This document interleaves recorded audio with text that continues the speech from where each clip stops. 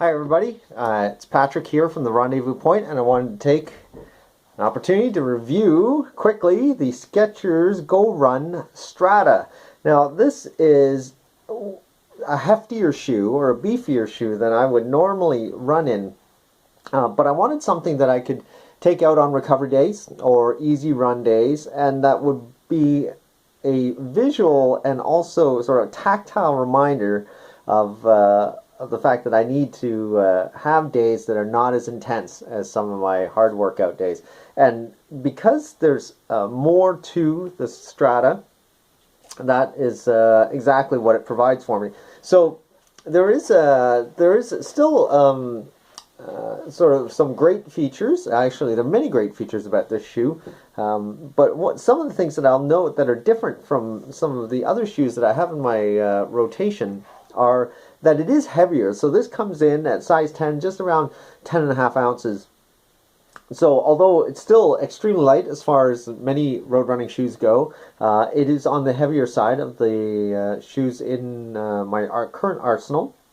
It's a little bit more structured, so there are a number of overlays, especially around this midfoot area, that wrap actually and hug your foot nicely, but add to the weight. There's a heel counter, a stiff heel counter. It's quite built up on in terms of the heel collar. Again, all adding some weight. It's got a stack height of 25 millimeters in the heel, and I think it's 17 millimeters in the forefoot, and 8 millimeter drop, heel to toe. So also a higher drop than I would normally run in. I usually like to run in something around 4 mil or less drop, heel to toe. You can see on the outside that it's resilite. Although this is dark and it looks like rubber, it seems to be a denser form of the resilite. You can see the pattern that it follows is from heel through the midfoot to the toe-off area. So probably the highest sort of abrasion or impact zones, so that it adds a little bit of durability. But I think that it also adds a little bit of weight. Some have said it might even add some stability, but I would not call this a stability shoe. It's not designed to reduce pronation or supination, to the best of my knowledge. So it's a neutral trainer. It is still reasonably breathable, but I wanted to have a pair of these actually to be able to run through the winter in, so to afford me a little additional protection. There are small accents for reflectivity on the toe cap. You can see just around the top of the lacing area, and on the back the Skechers emblem. I added some lacing from my Skechers GORun 2s just to increase the visibility. The insole, normally I swap out or play with insoles. I don't know if you can tell, but it is actually glued in there nice and tight. So no messing around with these insoles, but they don't seem particularly thick and don't seem to add to the drop. So I'm glad for that.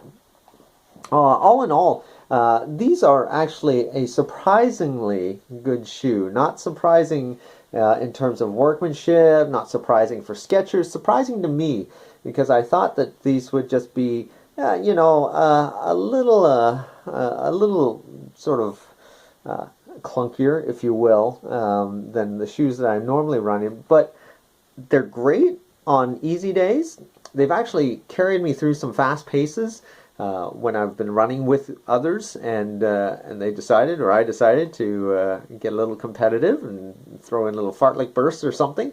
I think actually that I could probably run a half-decent long run in these as well. So they've proven to be more versatile than I had anticipated. So the Skechers GORun Strada is a pretty versatile shoe. I would give it 4 out of 5 footprints. So I would recommend that you give this a try if you're used to a neutral, yet sort of fairly structured trainer that you want to be able to take out on a variety of workouts. Anyway, if you want to read more, please visit the blog at rendezvous.blogspot.com. And until next time, we'll see you out on the roads.